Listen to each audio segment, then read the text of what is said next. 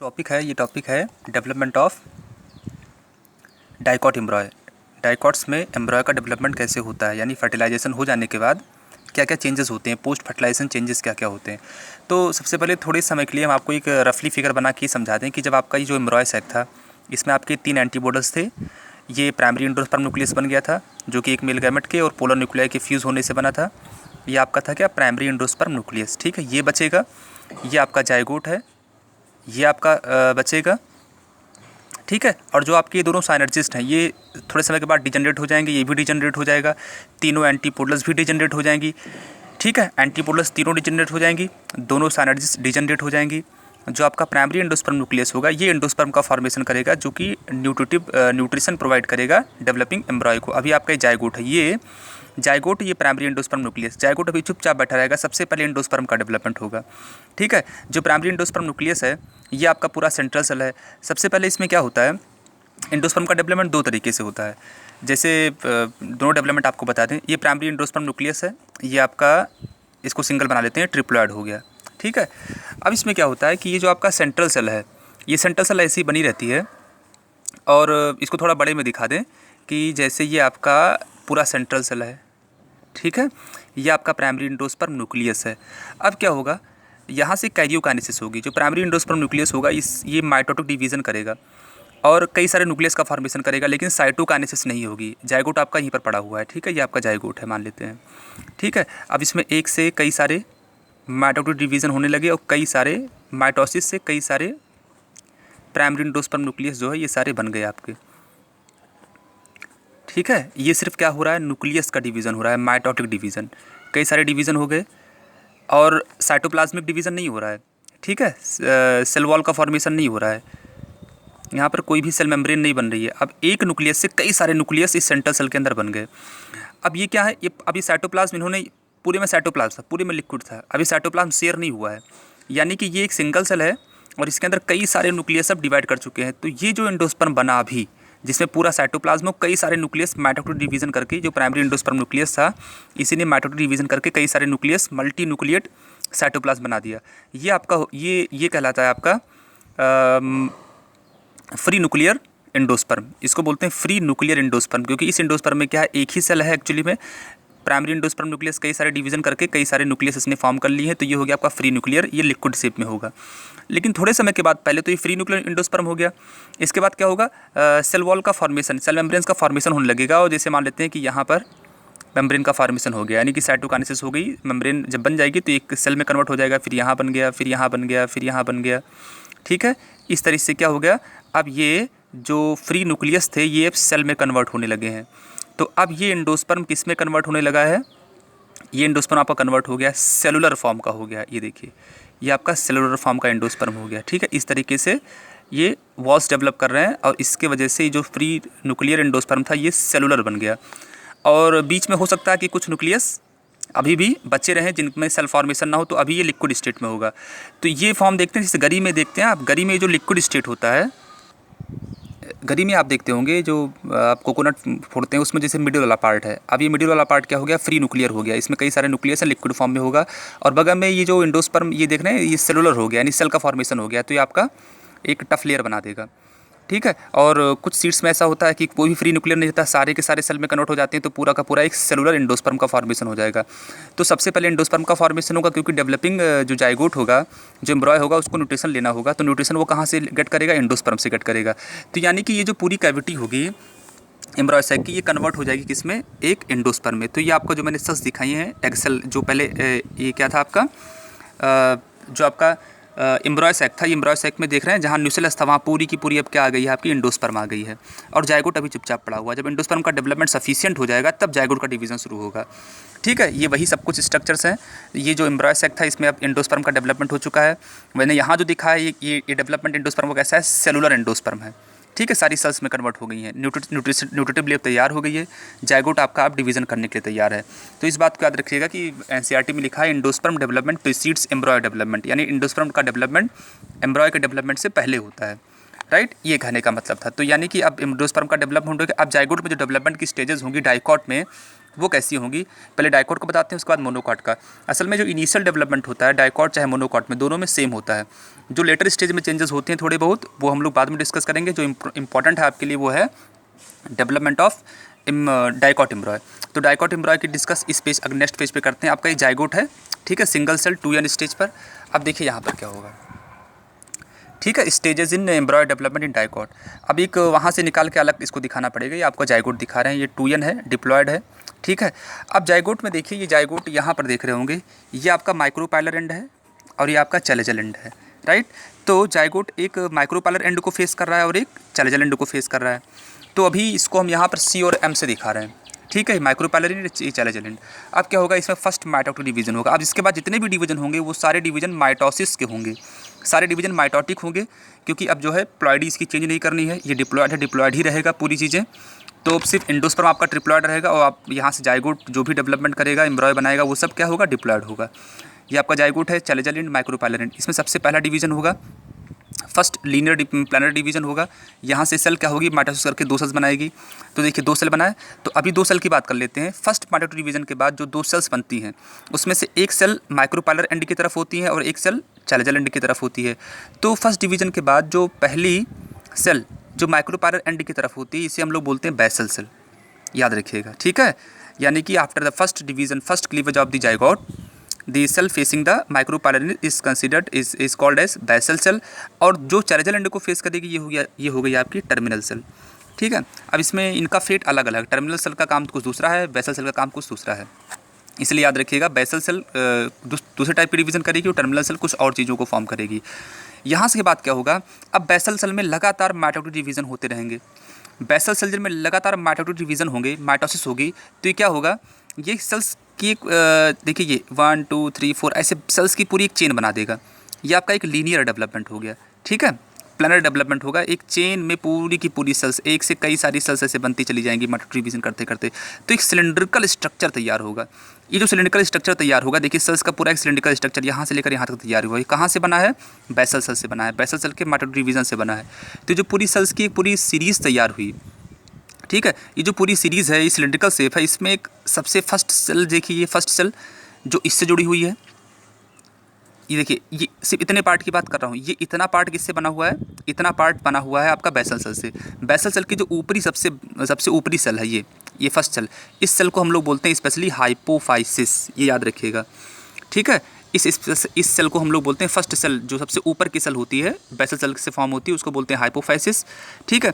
और सबसे जो लोवेस्ट सेल होती है आपकी होती है हॉस्टोरियल सेल, ठीक है। हॉस्टोरियल सेल क्या होती है, जो यहाँ पर लिंक रखती है अपने आप को। हॉस्टोरियल सेल यहाँ पर इसको जोड़ के रखती है, इस एम्ब्रॉय सेक पे यहाँ पे जोड़ के रखती है, लिंक का काम करती है, इसलिए हॉस्टोरियल सेल को थोड़ा बड़ा बनाया है। और हाइपोफाइसिस का जो फंक्शन है वो थोड़ा डिफरेंट है, ठीक है। तो फर्स्ट जो सबसे ऊपर वाली सेल हो गई वो हाइपोफाइसिस, जो सबसे नीचे वाली बनी वो हॉस्टोरियल सेल, और बीच की जितनी सेल्स ये बनी हैं ये सब आपकी कहलाएंगी क्या, सस्पेंसर सेल्स।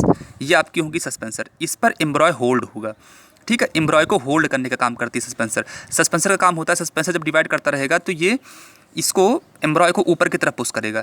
यानी सस्पेंसर का मेन फंक्शन होता है जो डेवलपिंग एम्ब्रॉय है उसको एंडोस्पर्म में पुश करना, अंदर की तरफ पुश करना, ताकि ये यहाँ से सस्पेंसर का जब फॉर्मेशन होगा और यहाँ पर सस्पेंसर फॉर्म करेगा तो ये जो पूरा आपका एम्ब्रॉय डेवलपमेंट होगा, ये पूरा स्ट्रक्चर अंदर की तरफ जाएगा, यानी डीप इनटू द एंडोस्पर्म जाएगा। और ये एंडोस्पर्म क्या है, न्यूट्रिटिव लेयर है, यहाँ से उसको न्यूट्रिशन मिल रहा है, इसी वजह से जरूरी होता है कि एम्ब्रॉय को अंदर भेजना। तो सस्पेंसर का जो मेन फंक्शन है वो ये है, जो आपका एम्ब्रॉय है उसको पुश करना एंडोस्पर्म में।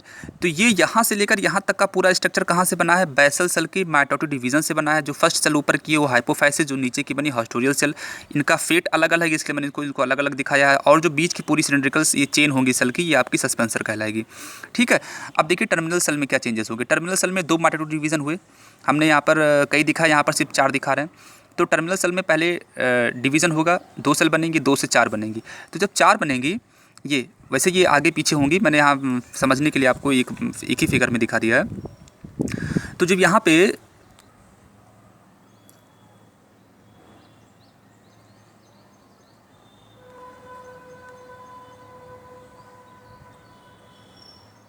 ओके राइट, जो यहाँ पे डिवीज़न है, ठीक है, हाँ टर्मिनल, सॉरी थोड़ा सा इसकी सेटिंग में प्रॉब्लम हो गई थी कैमरे की। अब आप देख लीजिए, टर्मिनल सेल ने डिवीज़न किया, दो माइटोटिक डिवीजन की और इसने 4 सेल बनाई, 1 2 3 4 बैलून शेप देख रहे हैं ऊपर की तरफ ये बन रहा होगा। तो जो 4 सेल्स आपकी बनी है, ठीक है, ये एक्चुअली में क्या कहलाती हैं, pro embryonal quadrant. Pro embryonal quadrant the 4 cell stage. Terminal cell दो माइटोटिक डिवीजन करने के बाद 1 से 2 बनेंगी, 2 से 4 बनेंगी, ये एक थोड़ा से बड़ी सेल्स होंगी। और ये जो 4 सेल्स का स्टेज आ जाए इसको हम लोग बोलते हैं प्रो एम्ब्रियोनल क्वाड्रेंट। ठीक है, अब अगली स्टेज पे क्या होगा, अगली स्टेज पर अब ये हर एक सेल में फिर से माइटोटिक डिवीजन होगा, 1 से 2 बनेगी, इसमें 2 बनेगी, इसमें 2 करते करते ये जो स्ट्रक्चर होगा किसमें कन्वर्ट हो जाएगा, 8 सेल स्टेज में कन्वर्ट हो जाएगा। और जब ये 8 स्टेज सेल में कन्वर्ट हो जाएगा तो इसको हम लोग बोलेंगे प्रो एम्ब्रियोनल ऑक्टेंट। याद रखिएगा, यानी टर्मिनल सेल में माइटोटिक डिवीजन के बाद 4 सेल्स 2 बनी, 2 से 4 बनी, तो 4 बनी तो उस स्टेज को हम लोग बोलते हैं pro embryonal quadrant. Pro embryonal quadrant कहाँ से बन रहा है, by the mitotic division of terminal cell. और जो आपका फिर इसमें क्या होगा, फिर माइटोटिक डिवीजन होगा, तो 4 से कितनी बन जाएंगी, 8 सेल्स। ये जो 1 2 3 4 5 6 7 8 आपका बॉल शेप मैंने दिखाया है, ये अब आपका चूंकि अब इसमें 4 सेल्स नहीं 8 हो गई हैं, तो इसलिए हम लोग इसको क्या बोल रहे हैं, प्रो एम्ब्रियोनल ऑक्टेंट। ये भी उसी स्टेज में रहेगी। इसमें क्या होगा, अब जो बेसल सेल से आपकी के डिवीजन से जो आपका सस्पेंसर बना था उसमें जो फर्स्ट सेल थी हाइपोफाइसिस, ये हाइपोफाइसिस थोड़ी सी वेल डेवलप हो जाएगी। ठीक है, थोड़ा वेल डेवलप करेगी क्योंकि इसका डिवीजन स्पेशल होना है। सस्पेंसर में कुछ चेंजेस नहीं होने, सस्पेंसर आपका डिवीजन करता रहेगा, सस्पेंसर होल्ड रखेगा एम्ब्रॉय को। ठीक है, हॉस्टोरियल सेल जो है अटैच रखेगा इसको, एम्ब्रॉय सैक में इस तरह से अटैच रखेगा, यहाँ पर एंकरिंग का काम करेगा। सस्पेंसर का काम है उसको डिवीजन करते रहना ताकि ये जो एम्ब्रियोनल ऑक्टेंट है ये अंदर एंडोस्पर्म में जाता रहे। आपका जो पूरा एम्ब्रॉय फॉर्मेशन होना है वो बेसिकली यहीं से होना है, याद रखिएगा। तो अब 4 सेल से किस स्टेज पर आ गया, प्रो एम्ब्रियोनल जो आपका ऑक्टेंट ये था नॉब था, प्रो एम्ब्रियोनल नॉब बोलते हैं इसको, प्रो एम्ब्रियोनल नॉब, ये आपका क्वाड्रेंट स्टेज में है। अब आपका 4 से 8 स्टेज में आ गया तो बन गया प्रो एम्ब्रियोनल ऑक्टेंट। ठीक है, अब इसमें थोड़ा सा इसके फेट में चेंजेस होंगे, ये बात याद रखिएगा। जो हाइपोफाइसिस होगी इसमें थोड़ा स्पेशलाइजेशन हो जाएगा क्योंकि इसको स्पेशली डिवीजन करना है। तो अब जो डिवीजन आपको फोकस करना है वो डिवीजन फोकस करना है हाइपोफाइसिस पर। द फर्स्ट सेल जो सबसे अपर सेल होती है जो एम्ब्रियोनल नॉब से जुड़ी होती है, उस सस्पेंसर की जो पहली सेल जो एम्ब्रियोनल नॉब से जुड़ी होती है उसी को बोलते हैं हाइपोफाइसिस। और जो लास्ट सेल होती है वो हॉस्टोरियल सेल होती है। अब इसमें चेंजेस होंगे स्पेशल और इसमें चेंजेस होंगे। ठीक है, हाइपोफाइसिस में अब फिर से माइटोटिक डिवीजन होगा, 1 से 2 बनेंगी, 2 से 4 बनेंगी, 4 से 8 बनेंगी, राइट। तो और इसकी स्टेजेस तो हम देख लेंगे। और जो प्रो एम्ब्रियोनल ऑक्टेंट होगा आपका, ये इस प्रो एम्ब्रियोनल ऑक्टेंट में पेरिक्लिनल डिवीजन होगा। ठीक है, हम यहाँ लिख देते हैं periclinal division in embryonal knob. Periclinal का मतलब क्या होता है, हर सेल्स जो हैं वो अपनी एक आउटर सेल बनाएगी, एक इनर बनाएगी। तो इसमें क्या होगा, ये यहाँ से एक डिवाइड कर जाएगी, यहाँ एक सेल बन जाएगी, 2 बन जाएगी, फिर ये डिवीजन यहाँ से कर जाएगी, इससे 2 बन जाएगी, फिर यहाँ से 2 बन जाएंगी, फिर यहाँ से 2 तो आउटर मोस्ट में 2 एक सेल क्लियर हो जाएगी और इनर मोस्ट में हो जाएगी। तो हर एक सेल 2 पार्ट में डिवाइड करेगी। देखिए यहाँ पर जैसे हमने दिखाया, ये एक पूरा था सेल, इसने एक बाहर बनाई, एक अंदर बनाई, फिर इसने एक बाहर बनाई, एक अंदर, एक अंदर, एक बाहर, इस तरह से करते करते एक आउटर सेल्स की पूरी एक लेयर बन गई और अंदर एक सेल्स की लेयर बन गई। तो जो बाहर आउटर मोस्ट सेल से बनी है ये, इनको हम लोग बोलते हैं डर्मेटोजन। डर्मेटोजन एपिडर्मिस का फॉर्मेशन करती हैं। ठीक है, और बाकी अंदर की एक लेयर बनी। तो यहाँ से पेरिक्लिनल डिवीजन हुआ है किसका, प्रो एम्ब्रियोनल ऑक्टेंट में। और इसने क्या बना दिया है, अब 8 सेल से कितनी हो गई, 16 सेल स्टेज में आ गई हैं, राइट। काउंट करेंगे 16 सेल। तो आउटर मोस्ट वाली जो है वो डर्मेटोजन, जो अंदर वाली है ये आपकी जो है ये एम्ब्रियोनल नॉब अभी भी कहलाएंगी। अब इसमें देखिए ध्यान से, इसका जो हाफ पार्ट होगा यहाँ से यहाँ मिडिल पार्ट, ये देखिए ये एक लाइन खींचे एक्सिस, यहाँ पर इक्वेटोरियल लाइन खींचते हैं, तो यहाँ से लेकर ऊपर तक की, यानी कि ये हाफ, ये पूरा हाफ जो इस बॉल का, स्फेरिकल बॉल का जो हाफ हेमिस्फीयर है, ये जो पार्ट है ये आगे चलकर इसका फेट क्या है, ये डेवलप करेगा प्ल्यूम्यूल को और कॉटिलेडन्स को। प्ल्यूम्यूल का मतलब क्या, जो सूट का फॉर्मेशन करेगा। कॉटिलेडन्स क्या होते हैं, जो रिजर्व फूड मटेरियल होते हैं for the development of the seed. तो कॉटिलेडन्स एक्चुअली में जब सीड का फॉर्मेशन हो जाता है तो कॉटिलेडन्स जो हैं वो रिजर्व फूड मटेरियल का काम करने लगते हैं, ताकि फर्दर जब सीड का डेवलपमेंट हो तो फूड कौन प्रोवाइड करेगा, वो कॉटिलेडन्स प्रोवाइड करते हैं।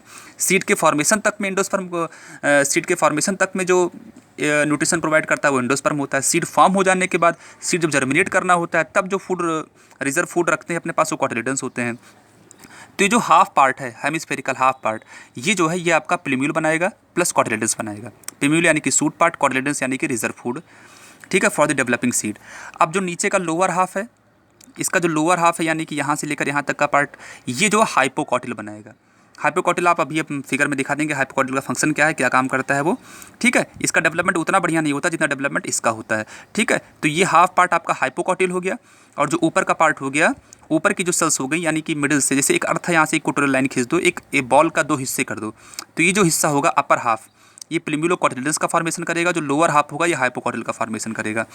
अब देख लेते हैं हॉस्टोरियल सेल में क्या, वो हाइपोफाइसिस में क्या होता है। ये आपका हाइपोफाइसिस था, इसमें स्पेशल डिवीजन नहीं होंगे, वैसे डिवीजन होंगे, लेकिन इसका जो फेट होगा वो अलग होगा, यानी भविष्य में इसको करना क्या है ये चीज़ अलग हो जाएगी। या आपका हाइपोफाइसिस जो है पूरा रूट का फॉर्मेशन करता है, जो रूट की आपका रेडिकल होता है उसका फॉर्मेशन ही करता है। अब देखिए उसमें मैंने कितने डिवीजन कराए, 2 सेल्स, 2 2 4 6 8 स्टेजेस मैंने यहाँ पर दिखाई हैं। हाइपोफाइसिस ने कितने डिवीजन किए, 4 माइटोटिक डिवीजन किए, एक किया फिर 2, फिर 2 से 4, 4 से 8, यानी कि मैंने 3 डिवीजन कराए। तो हाइपोफाइसिस ने डिवीजन किया, स्पेशली हाइपोफाइसिस की बात हो रही है। हाइपोफाइसिस ने डिवीजन किया कितनी स्टेज, 1 2 3 4 5 6 7 8। अब इसमें मैंने दिखाने के लिए सिर्फ सिंपली आपको समझाने के लिए 8 दिखाई, एक्चुअली में पूरा एक सेल मास क्रिएट होगा, कई सारे माइटोटिक डिवीजन होंगे, कई सारे माइटोटिक। अब जैसे यहाँ पर मैंने आप 16 दिखाया आपकी सुविधा के लिए, एक्चुअली में क्या अब यहाँ डिवीजन होता रहेगा और बहुत सारी सेल का एक मास क्रिएट होगा। यहाँ भी एक सेल का पूरा एक मास क्रिएट होगा। तो जो लोअर हाफ का है ये तो हाइपोकॉटिल बना देगा, अपर हाफ का प्लिम्यूलोकॉटिलिडन्स बनाएगा, और जो ये हाइपोफाइसिस वाली सेल थी ये स्पेशल डिवीजन करके एक स्पेशल सेल का मास बनाएगी।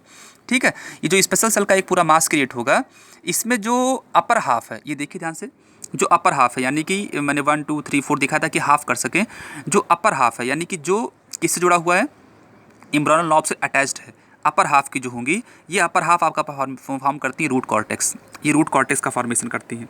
ठीक है, और जो लोअर हाफ होगी यानी कि ये हाइपोफाइसिस ने जो पूरा सेल मास बनाया, सस्पेंसर तो आपका अलग है अभी भी, नीचे आपका जो ये आपका ये है हॉस्टोरियल सेल ये अलग है, अटैच्ड किए हुए, ये सस्पेंसर इसको होल्ड किए हुए। चेंजेस जो हो रहे हैं हाइपोफाइसिस में हो रहे हैं और एम्ब्रियोनल लॉब में हो रहा है। तो एम्ब्रियोनल लॉब मैंने आपको बता दिया कि कौन कौन सा पार्ट क्या बनाएगा, और जो हाइपोफाइसिस में जो अपर पार्ट है ये पोर्शन, इस सिलिंड्रिकल पोर्शन का, हाइपोफाइसिस का सिलिंड्रिकल पोर्शन का जो अपर सेल मास है ये रूट कॉर्टेक्स का फॉर्मेशन करेगा, और जो लोअर हाफ की सेल्स हैं ये बनाएंगे root tip and root cap. तो यानी कि हाइपोफाइसिस में जो डिवीजन हो रहा है ये स्पेशली किसका फॉर्मेशन कर रहा है, रेडिकल के पार्ट का फॉर्मेशन कर रहा है, यानी रूट पार्ट का फॉर्मेशन कर रहा है। और जो आपका ये ग्लोबुलर एम्ब्रियोनल जो नॉब है, एम्ब्रियोनल में एक तरीके से क्या फॉर्मेशन हो रहा है, कॉटिलेडन्स का फॉर्मेशन हो रहा है, प्लिम्यूल का फॉर्मेशन हो रहा है। ठीक है, ये आपका सस्पेंसर अटैच्ड है, ये आपका नीचे हॉस्टोरियल सेल हो गया। ये जो स्टेज आप देख रहे हैं इस स्टेज को हम लोग बोलते हैं ग्लोब्यूलर एम्ब्रॉय। तो this stage is the globular एम्ब्रॉय stage, right. अब इसके बाद जो चेंजेस होंगे वो आपको हम नेक्स्ट पेज पे दिखा रहे हैं। देखिए इसी फिगर को हम उसी फिगर को हम थोड़ा सा यहाँ पर ले आए हैं वापस, थोड़ा सा इतना मार्किंग नहीं किया है। अब ये देख रहे थे ये कौन सी स्टेज थी, ग्लोबुलर स्टेज, ये आपका बन गया ग्लोबुलर एम्ब्रॉय। ठीक है, ये जो हाफ पार्ट है मैंने कहा है प्लूमिलोकॉटिलिडन का फॉर्मेशन करेगा, ये एम्ब्रियोनल नॉब है आपका, ये आपका रेडिकल का फॉर्मेशन करेगा, हाइपोफाइसिस की सेल थी, ये आपका सस्पेंसर, ये आपका हॉस्टोरियल सेल। एम्ब्रियोनल नॉब की जो अपर हाफ की सेल्स हैं प्लूमिलोकॉटिलिडन्स का फॉर्मेशन करती हैं, लोअर हाफ की सेल्स जो हाइपोकॉटिल बनाती हैं। ठीक है, अब देखिए इसमें चेंजेस क्या होंगे। अब इसमें डिवीजन स्टार्ट होगा, और डिवीजन जब स्टार्ट होगा तो हाइपोकॉटिल वाली जो पोर्शन होगा ये डिवीजन कम करेगा। ठीक है, जो ज़्यादा डिवीजन होगा वो किस केस में होगा, एम्ब्रियोनल नॉब की जो अपर हाफ की सेल्स होगी ये डिवीजन ज़्यादा करेंगी। ठीक है, जब डिवीजन करेंगी तो होगा क्या कि ऊपर तो इंडोस्पर्म है, इंडोस्पर्म उतना स्पेस इनको नहीं दे रहा है, तो यहाँ की जो सेल्स हैं ये पूरी हाफ पोर्शन ये इसमें डेवलपमेंट हो जाएगा, इसमें डेवलपमेंट ऐसा हो जाएगा। यहाँ डिवीजन करते करते इस फिगर में देख लीजिए, यहाँ की सेल्स जो अपर हाफ की थी बहुत सारे डिवीजन करते करते एक हार्ट शेप्ड बनाएंगे स्ट्रक्चर। यहाँ पर ही सेल का मास पूरा क्रिएट होगा, यहीं की सेल्स डिवाइड कर रही हैं, फिर यहाँ एक हार्ट शेप फॉर्म क्रिएट होगा।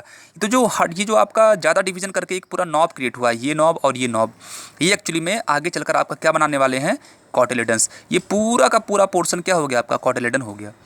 ठीक है, कॉटिलेडन क्या काम करेंगी, आगे चल के रिजर्व फूड मटेरियल का काम करेंगी।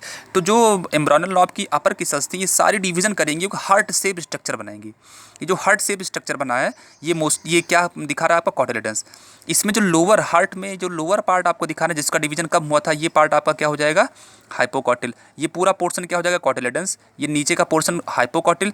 और जो ऊपर की इन दोनों कॉटिलेडन्स के बीच में जो सेल्स होंगी ये जो मास होगा स्पेशल मास्ड, ये आपका होगा प्लिम्यूल, जो आगे चलकर सूट पार्ट को बनाएगा। ठीक है, तो प्लिम्यूल आपका कंसंट्रेट हो जाएगा इस रीजन में। यहाँ पर अभी इसमें डेवलपमेंट नहीं होगा, क्योंकि डेवलपमेंट तो जो है प्लिम्यूल का वो तब होगा जब सीड जर्मिनेट होगा। तो प्लिम्यूल यहाँ पर पड़ा रहेगा, यानी भविष्य का जो सूट है वो कहाँ से फॉर्म होगा, प्लिम्यूल का। अब जो सेल्स डिवाइड कर रही है पूरा क्या बनाएगी, कॉटिलेडन्स। तो यहाँ पे 2 आर्म दिख रहे हैं आपको, यहाँ पर और यहाँ पर, ये आपके 2 कॉटिलेडन्स डेवलप हो रहे हैं। और जो हॉस्टेरियल जो आपका ये था, ये वाला रेडिकल वाला पार्ट था जो हाइपोफाइसिस से बना था, इसमें क्या होगा, इसमें बहुत सारे डिवीजन शुरू होंगी। जब बहुत सारे डिवीजन शुरू होंगी तो इसका डिवीजन जो होगा ये कुछ इस हॉर्स शू शेप्ड का हो जाएगा। ठीक है, ये ऊपर ये जो आपकी हो गई ये रूट कॉर्टेक्स हो गई, जो ये आपका रूट टिप हो गया, और यहाँ पर क्या हो जाएगी रूट कैप, यानी कि पूरा का पूरा पोर्शन क्या कहलाएगा आपका रेडिकल। रेडिकल कहाँ से फॉर्म हो रहा है, इस पोर्शन से फॉर्म हो रहा है। कहाँ से फॉर्म होता है, हाइपोफाइसिस से।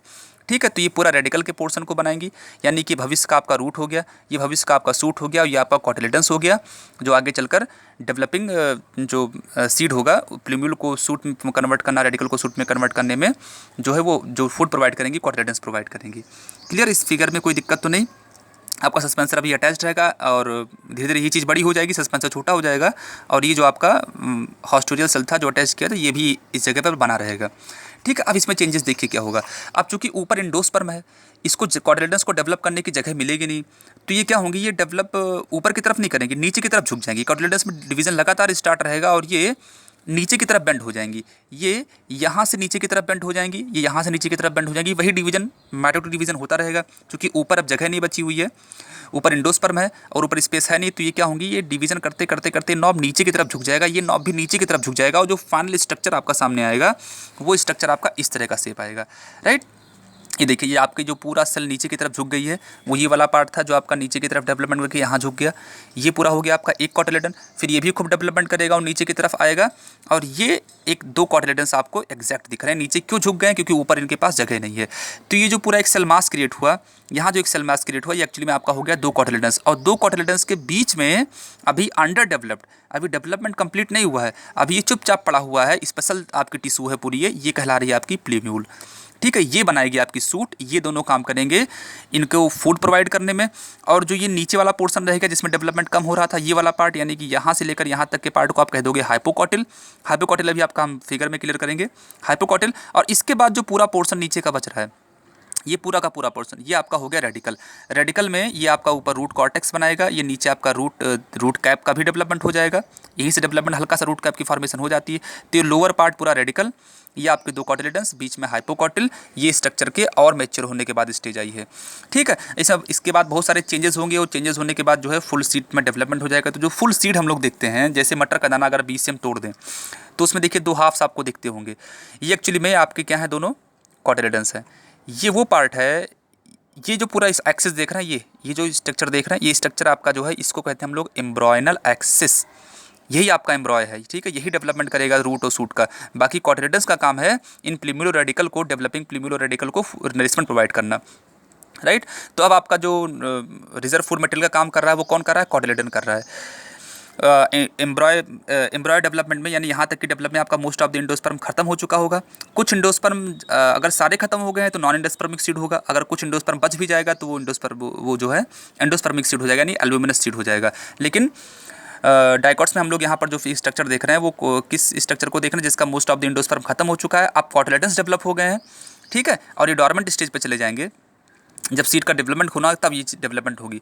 खैर देखिए, जो बीच वाला पार्ट है, अगर हम मटर के दाने को बीच से तोड़ दें तो ये दो हाफ अलग हो जाएंगे, बीच में आपको एक छोटी सी वाइट कलर की एक एक्सिस दिखाई देगी, ये एक्सिस आपकी होती है एम्ब्रॉयनल एक्सिस। एम्ब्रॉयनल एक्सिस का जो टिप वाला पार्ट है, ये वाला पार्ट होता है आपका प्लूम्यूल, ये आगे चलकर सूट का फॉर्मेशन करेगा। ठीक है, सूट पार्ट का फॉर्मेशन यही करेगा प्लूम्यूल। और जो लोअर एंड का पार्ट होता है, यानी कि ये पार्ट आपका रेडिकल होता है। और ये जो पॉइंट आप देख रहे हैं, ये स्ट्राइल पार्ट है, ये एक्चुअली में वो पार्ट है जो कॉटिलेडन से अटैच्ड है। इस पार्ट को हम लोग बोलते हैं कॉटिलेडनरी। इस पार्ट को याद रखिएगा, जिस पार्ट पर कॉटिलेडन्स एम्ब्रॉयनल एक्सिस से अटैच्ड हैं, this part is called cotyledonary node. अब देखिए, कॉटिलेडनरी नोड और प्लूम्यूल के बीच का जो हिस्सा है ये आपका कहलाता है इपीकॉटिल। इपीकॉटिल कह सकते हैं एक तरीके से क्या होता है, कॉटिलेडन से ऊपर होता है। कॉटिलेडन से एक तरीके से क्या है, ऊपर की पार्ट, एनसीईआरटी में कहा गया है कि ऊपर की तरफ लाई करता है। वैसे जो सही आंसर है, the part of the embryonal axis lying between cotyledonary node and plumule is called epicotyl. Right, ये प्लूम्यूल इसी पे ये एक्चुअली क्या होती है, प्लूम्यूल की एक्सिस होती है, इसी पर जो है डेवलपमेंट सूट का होता है। वैसे इसका काम आगे चलकर ख़त्म हो जाता है, इस पर ये बेस बनता है जिस पर प्लूम्यूल का डेवलपमेंट होता है। अब आपका ये जो कॉटिलेडनरी नोड हो गया, इसके नीचे का पार्ट और रेडिकल, ये लोअर पार्ट आपका रेडिकल होगा। रेडिकल और कॉटिलेडनरी नोड के बीच में जो टिश्यू होती है आपका कहलाती है हाइपोकॉटिल। हाइपोकॉटिल आपका रेडिकल का एक्सिस होता है, रेडिकल का यानी रूट का फॉर्मेशन जो होता है वो इससे होता है। ठीक है, तो ये प्लूम्यूल का बेस हो गया आपका इपीकॉटिल, और रेडिकल का जो बेस हो गया आपका हो गया हाइपोकॉटिल, ये हो गया आपका कॉटिलेडनरी नोड। राइट, रेडिकल फॉर्म करेगा आगे चलकर रूट को, प्ल्यूबुल फॉर्म करेगा किसको, सूट को। तो याद रखिएगा एपिकोटिल हाइपोकोटिल के बारे में क्लियर रहिएगा। The part lying between the part of the embryonal axis lying between plumule and quaternary node is epicotyl and the part of the embryonal axis lying between radical, ठीक है, radical part, tip part, ये lower part जो radical and quaternary node के बीच में जो ये हिस्सा होगा, ये वाइट हिस्सा, ये आपका हाइपोकोटिल, ये आपका एपिकोटिल। क्लियर, ये आपका हो गया सीड। अब जब सीड का जर्मिनेशन होना होगा, यानी सीड का जर्मिनेट होगा, जब प्ल्यूम्यूल से सूट पार्ट निकलेगा, जिससे रूट पार्ट निकलेगा, उस जर्मिनेशन के में सीड जर्मिनेशन के समय जो फूड का सप्लाई करेगा वो कौन सप्लाई करेगा, कॉटिलेडन्स आपके सप्लाई करेंगे।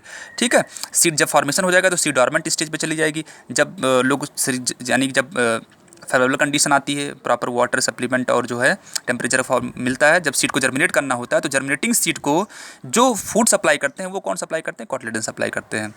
क्लियर, आई थिंक इसमें कोई अगर आपको दिक्कत होगी तो आप कमेंट्स में या फिर ग्रुप में कोई क्वेश्चन पूछ सकते हैं। This all about development of dicot एम्ब्रॉय। Okay, thank you. इसके बाद हम लोग बात करेंगे आगे चलकर मोनोकॉट में थोड़े बहुत चेंजेस हैं, वो मोनोकॉट में डिस्कस करेंगे हम लोग। Okay, thank you all of you.